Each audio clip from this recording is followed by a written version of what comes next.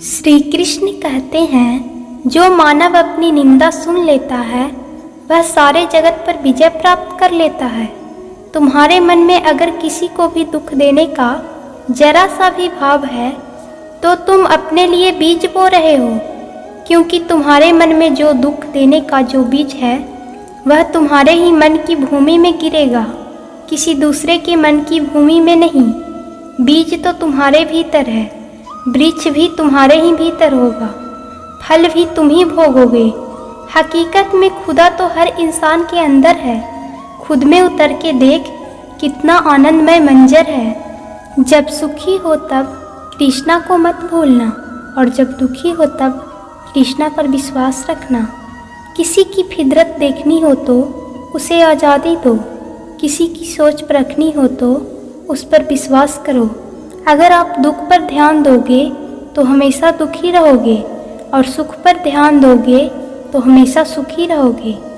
आप जिस पर ध्यान देंगे वो चीज़ सक्रिय हो जाएगी, आपके जीवन में तुरंत प्रवेश करना शुरू कर देगी। यही कुदरत का नियम है। अर्जुन ने केवल एक निर्णय किया, और मुझे केवल श्री कृष्ण चाहिए, बाकी सारे निर्णय कृष्ण ने कर दिए। आप भी केवल एक निर्णय करिए, श्री कृष्ण को ही चुनिए, और फिर आपके सारे निर्णय कृष्ण पर छोड़ दीजिए। किसी को कुछ कहने से पहले एक बार ये ज़रूर सोच लेना कि अगर वही शब्द कोई आपसे कहे तो आपको कैसा महसूस होगा। दुनिया बस अपने स्वार्थ की मीत है, बस उतना ही याद रखती है जितना कि उसका स्वार्थ चाहता है। क्यों चिंता करते हो अगर लोग तुम्हें नहीं समझते? वास्तव में तो तुम्हें तब चिंता करनी चाहिए जब तुम स्वयं को नहीं समझ पाते। जिसके पीछे तुम भाग रहे हो 2 दिन दूर रहकर देख लो, बात करना तो दूर, वो तुम्हें याद भी नहीं करेंगे। नादान इंसान जिंदगी का आनंद लेता है, ज़्यादा होशियार तो हमेशा उलझा ही रहता है। हवा में सुनी सुनाई बातों पर कभी यकीन मत करो, क्योंकि कान के कच्चे लोग अक्सर अच्छे दोस्त खो देते हैं। आजकल लोग सच्चे इंसान को कम और झूठे इंसान को ज़्यादा कद्र करते हैं। भरोसा अगर खुदा पर है तो जो लिखा है तकदीर में वही पाओगे। अगर भरोसा खुद पर है तो खुदा वही लिखेगा जो आप चाहोगे। कोई अगर आपके अच्छे कर्मों पर संदेह करे तो कोई बात नहीं, क्योंकि संदेह सदा सोने की शुद्धता पर की जाती है, कोयले की कालिक पर नहीं। पतझड़ होए बिना पेड़ों पर पत्ते नहीं आते, कठिनाई और संघर्ष सहे बिना अच्छे दिन नहीं आते। स्वयं को स्वयं ही खुश रखें, ये जिम्मेदारी किसी और को ना दें। जो व्यक्ति थोड़े में ही खुश रहता है सबसे अधिक खुशी उसी के पास होती है। कुछ लोग अपनी अकड़ की वजह से कीमती रिश्तों को खो देते हैं। जब तक तुम डरते रहोगे तुम्हारी ज़िंदगी के फैसले लोग लेते ही रहेंगे।